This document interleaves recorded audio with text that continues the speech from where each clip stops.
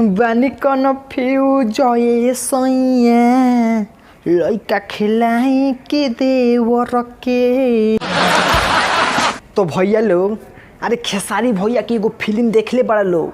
अरे खेसारी भैया वो फिल्मिया में एगो लड़की पटैले रहता रह। अरे उहे ना, अरे उनकर बाबूजी वो खूब सुंदर लड़की पटैले रहता रह।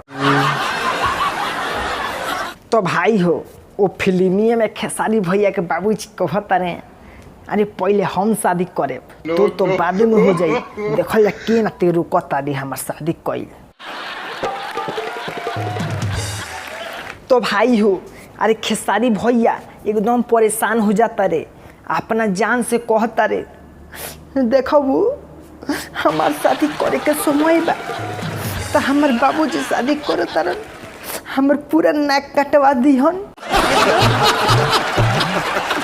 तो भाई हो खेसारी भैया के जान कहता रे, अरे बानी कौन फ्यूज ये सैया लइका खिलायम के देवर के।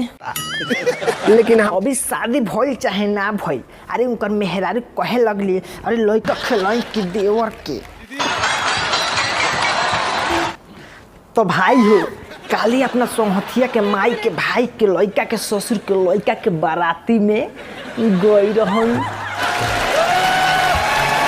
तो भाई हो वो बाराती में एकदम चाँप के मजा हुए। वो बाराती में खाए की व्यवस्था पतवा का रहुए, अरे कढ़ी चिरौरी मार रोटी।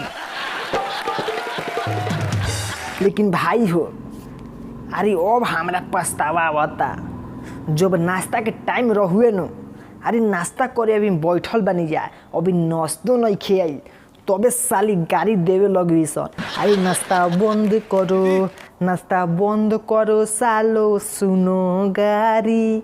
तले भाई हो हम उठ के भाग गए। बाद में हमरा पता चलुए कि अरे नाश्ता वाली गाड़ी देता रही सन, ई माना नहीं सो करत खाए के। लेकिन कुछ को हद तक का ह साली एकदम जालीदार रही सन।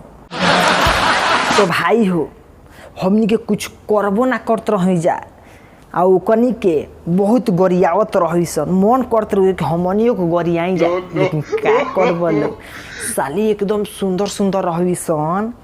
अरे गाड़ी में का देता रही सन,